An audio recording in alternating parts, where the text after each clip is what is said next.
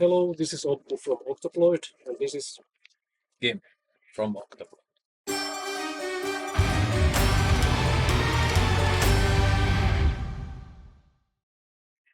It was nice to hear the whole album. I haven't really because I wasn't only in a few of I don't know, 4 songs. the process. So it was really nice to hear the whole thing with the people. It's different to listen at home. And the session was we did bits here and there, and Kim did his parts in his studio, based on the basic tracks. So it kind of was a new thing for me as well to hear it from a proper PA and find out that it's actually a pretty decent sounding album. So I'm pretty happy with it. Yeah, big puzzle Yeah, big You're, puzzle, yeah, definitely. you're selling with yourself the different vocalists. Yeah. Yeah, For me, it's of course pandemic has had something to do with it because there was plenty of leisure time at the moment, and it was a possibility. There was possibility to write music and plan things further a little bit. It wasn't very inspirational time.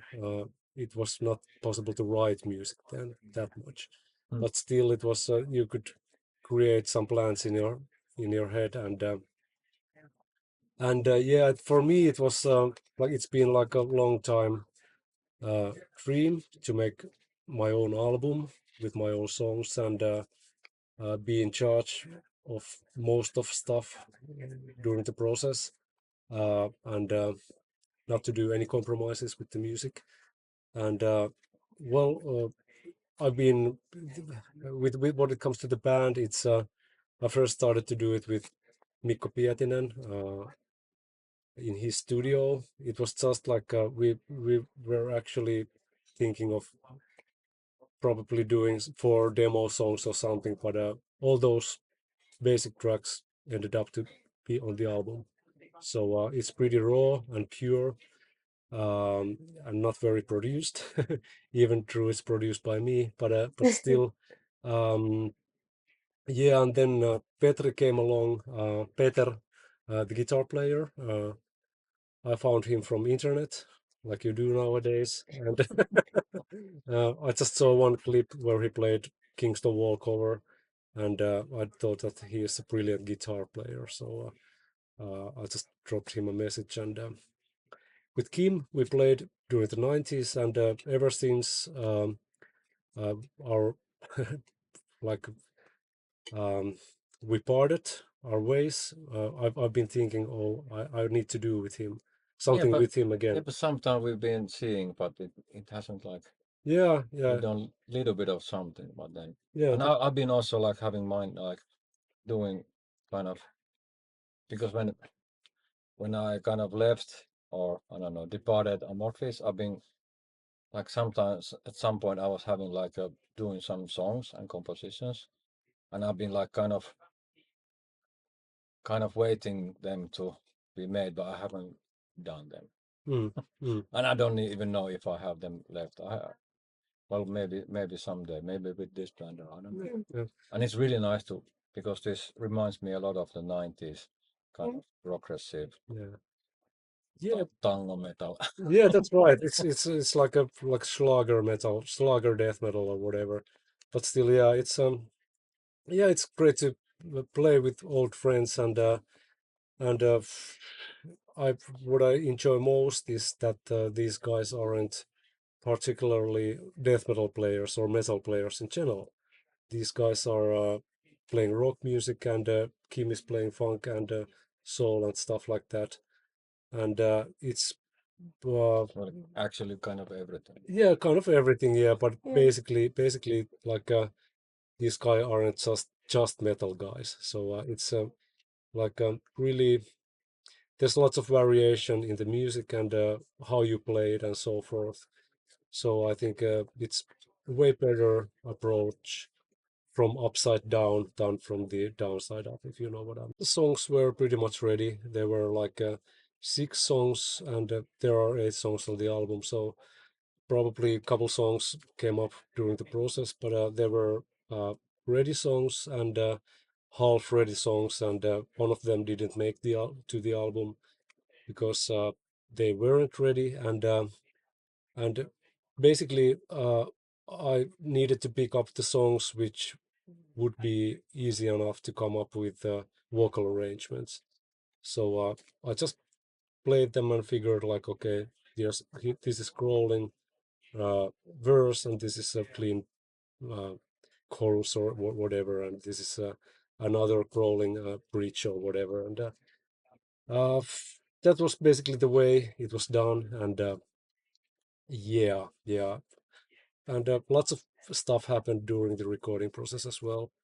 Lots of arrangements were done, and new ideas came up, and so forth.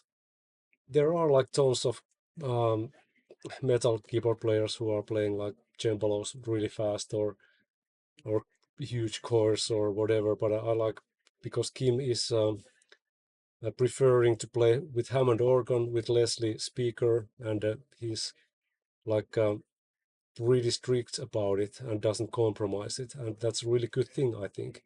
Uh, uh, and probably if there's going to be live shows, we will witness a Leslie speaker on stage. Or what do you Yeah, think? yeah, it would. It's because it's totally different. Like if when you have like some electronic or some like digital stuff, it's not the same at all. It's like Mm. you don't feel it really. Yes, yes. When And when also with the synthesizers, with the lead synths, and it has to be like analog because it just makes it more feeling. Who are your like main like keyboard inspirations? Is that also Well, prog I musician? wanted to when I first saw Deep Purple, I Yeah, wanted to play Hammond that's organ, and I that's started with the organ. yeah. And then after that, I started to play piano. But first, I was like learning organ. like Juha Mieto. It's And really then a cool. lot of like then I for the synth stuff, uh, it's like and George Duke, he's my like one of my idols, and like Herbie Hancock He's and great. yeah, there's so many great keyboard Mm. players. And like who were playing with the Ozzy Osbourne in '80s, Don Airy or Yeah, Yeah, he's I great. think so. Yeah, well, yeah, there's a lot of, but I yeah, like the analog stuff, like the real, Yeah. yeah, like Fender Rhodes there and yeah, Korg Polysix, I see there. yeah. It's nowadays it's not very practical to have those at But all. maybe I can have in the gig also have the computer, so I can make some sound from there. But mainly it's gonna be the Hammond organ and then like the real synths. And Yeah. I'm not sure yet, but Yeah. Let's see if something happens. But and in the '80s actually I was like I started playing in the heavy metal bands because I was like a really big Deep Purple fan and mm, Rainbow and kind of this kind of old school metal, yeah, and then also Anthrax and Metallica, Mm. and uh, and I used to play with a guitar player who was really into Yngwie Malmsteen, so he was like learning that stuff. So I also had to learn to play it really fast and play with him, so I wouldn't be like I wouldn't be the second. yeah. King's the Wall is of naturally it's like huge inspiration for many of musicians from that era, from 90s, and it. I was Well, a big fan. yeah. It's Before Amorphis, I was yeah, so big. I saw them maybe 40 times in a yeah. Wow. And it's probably still inspiring people and affecting to the music scene nowadays already, even through the youngsters probably doesn't know about the entire band, but still it's something which changed the Finnish music scene in general, because it was the first thing where the musicians took like complete freedom Mm. of what to play, and not to be stay in strict arrangements of the songs, and it was possible to do whatever on stage, and you never knew where it's going to go. So this is something where I would like to visit someday as well, in the live situation. Now that I have confidence to play and maybe skills as well, but back then we weren't that good of a players that we could jam like Kingston Wall did. So Yeah, very, but it was also easy because it was a trio. yeah, So, and Pete was leading the guitarist. He could go anywhere, and the other guys were following him. But in the end, like there's in YouTube, there is like the I don't know 2 or 3 of their last gigs, the whole thing, and they're just like they are reading their mind. They are like they don't even play. It's just like one organism. yeah, it's like a spiritual Yeah, experience. and you never knew what's gonna happen in those Yeah, gigs. yeah, Yeah, that's interesting. yeah. And Obviously, he also brought this kind of a little bit of the Indian yeah. notes, vibes. Well, that's also on the last song a little Yeah, bit. yeah. I forgot the name. It's somewhere here. But And when and actually like Kingston Wall, they quit, and I was supposed to start a project with the Pete, the guitarist, like more. I don't know what would have been more like uh, some electronic stuff, but then he Mm. made made the end of his life. So Yeah. I don't know what could have happened. yeah, Yeah. yeah. And it's nice that Amorphis guys they were like a big Kingston Wall fans also.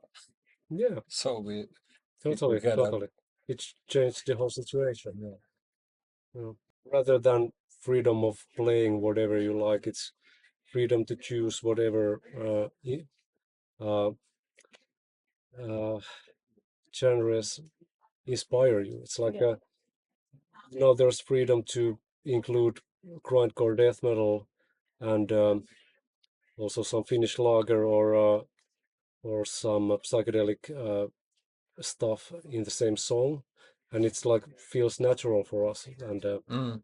and it's that's something. Yeah, that's something I wanted to do, and also when it comes to playing, I always told the guys that just try to be as natural as possible and do as much of jamming as possible and not to try to um, compose the solos, for example, and rather to just jam and see what comes out. And it was like just on the musician's responsibility if they wanted to follow this guideline. But some of them didn't, some of them didn't. But still, I'm really happy that there's lots of playing on the album, and there are lots of delays and lots of freaking out. And yeah, we basically tried everything in the studio, and this is the result. So It would be so boring to play the same solos. yeah, yeah, yeah, yeah. But like for the solos, I don't know.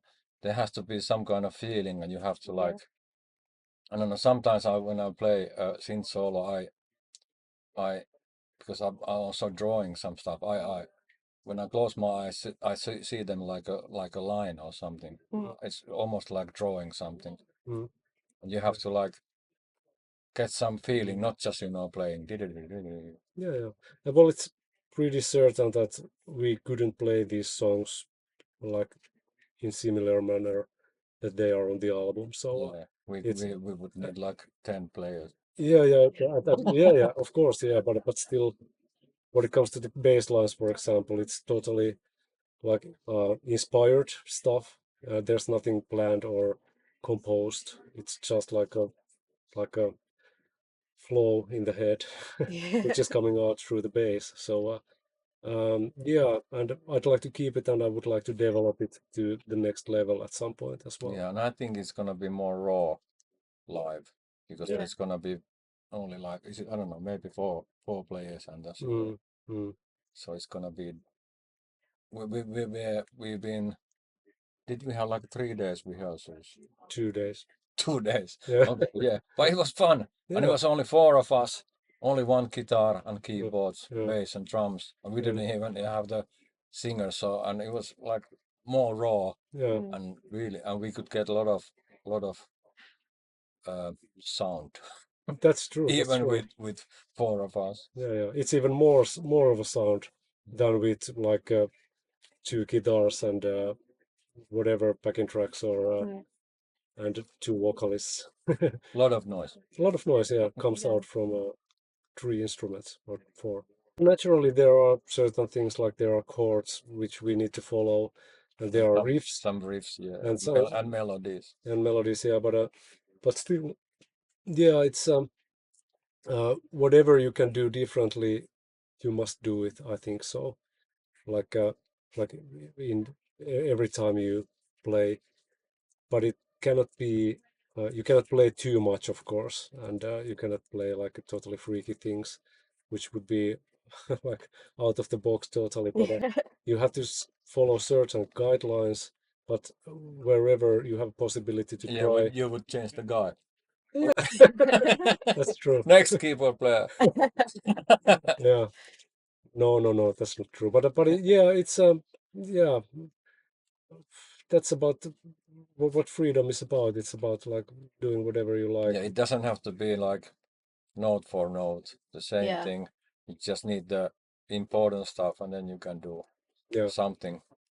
Do you feel like live your songs will also evolve a little bit? Like, let's say you played something like that, you think like, oh, that's actually a really cool way to approach it. Will Probably, Yeah, yeah. probably. Well, it's hard to say. It's we haven't played live yet, but still at the rehearsing place it was pretty obvious that we could pull off live shows, but it's not like anything is not nailed or written carved to the stone yet. So anything could happen. We probably could not play live shows for some reasons, but as well it could happen as well.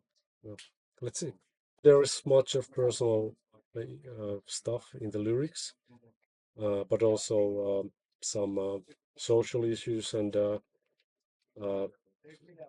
well, I try to make a stand of some issues which I'm a bit worried about in the world, like animal rights, for example, and stuff like that, and climate change or whatever, and however people are behaving on this planet, like thinking they're like a crows of the entire universum or something. But that's not the issue. We are just one species in this planet, and we should behave like that. And some of the songs are about that thing, and some of them are more personal, and I don't like to open those that much. And still, it's better to leave something to listeners' imagination as well, and give them freedom to make their interpretations about the lyrics. So I don't want to open them too much. It is pretty hard to do that kind of production because there could be in a song there could be um, like death metal riffs or and like melodic death metal parts. But then if there's like following like Lunar Skynyrd kind of a mid like beat bridge, it's totally different thing. You cannot do it with the same instrument that which you played with the death metal part. So it has to be found the correct sound. So it's not. It's really like precise work trying to do it, and how you play it. Like if you need to play with slide or with fingers or whatever, uh, it requires lots of trying and experimenting in the studio just for one part. And if you imagine there are like eight or nine songs, you have to do lots of work for the entire album. It's kind of a puzzle, but you have to find the right, so they don't, feel too much different. Like you have to find something, some same color or something for the parts. Yeah. Yeah. And is that the reason why you decided to also produce the album yourself? That it requires that much time into it? Well, it was of course it was also because of lack of resources. I didn't have a But it budget. wouldn't have if you had like some outside producer. It wouldn't be the same. Yeah, that's true. That's Yeah. true. Yeah, Yeah, yeah, it yeah, wouldn't be yeah, yeah, like yeah. this. Yeah, and that's the other reason. Yeah, yeah. It's like there are always like naysayers in any production that like that cannot work even if you hear it in your head. Okay, this is gonna be good. So that was the reason why I wanted to uh, have the like last word in every decision on the album because I kind of wanted to prove for myself that it's possible to do an album on my own and to just like give guidelines to musicians and also freedoms to do something which are making their character coming out on the album. So that's the basic reason, and probably I wouldn't like to have a producer in the future in these kind of productions. It's the role of producer is also kind of like a gray area because I didn't mix the album.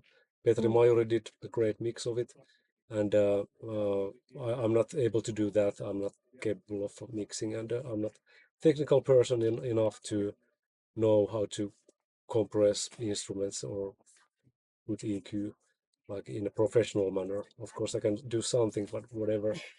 But still, yeah, that's where my responsibility ended Yeah. to the mixing and mastering. Of course, I was present at the mixing sessions, but still, yeah, all I could do that. Okay, we need more like bath tub in this part. More delay. more More bass. more Dolby. Of course, it's differently important for me because it's like totally personal thing, and uh, yeah, it's like a something vulnerable because I'm in some sense I'm pretty alone in this, but still, yeah, it's impossible to compare these two things.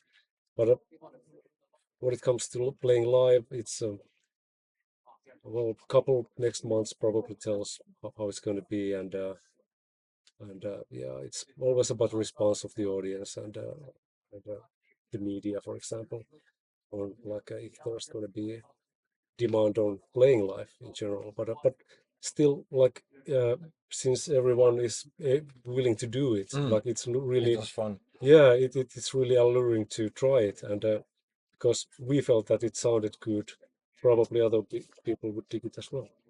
Yeah, well, I heard that you were included on like a mainstream Spotify list and also that your video had like almost 200,000 views, so Yeah, I'm sure that people like it. yeah, that's like I'm really stoked about it Yeah, that's because I crazy. didn't expect anything that like even near to that. So probably we have done something wrong, something right. We haven't done that much wrong with the album. So yeah, let's see how it will be because that's only one song. There will be more videos and more lyric videos and entire album uh, during July. Last thoughts. Sounds like, Last thoughts ever. oh fuck. Ever, not ever for this interview. Well, it has been nice to be here, and I thank my family and everybody. Yeah, thank you, Tuonela Magazine, and all the listeners and watchers, and thank you, Kimi, for Mm. taking part, and everybody else who's been And involved. we are not even drunk yet, so No, but we are working on it. Yay! Yeah, I'm having too much sugar. yeah. Well, drunk too much sugar. It's sort of the same effect somehow. Yeah, but that's all. Listen to the album with open mind. Yes.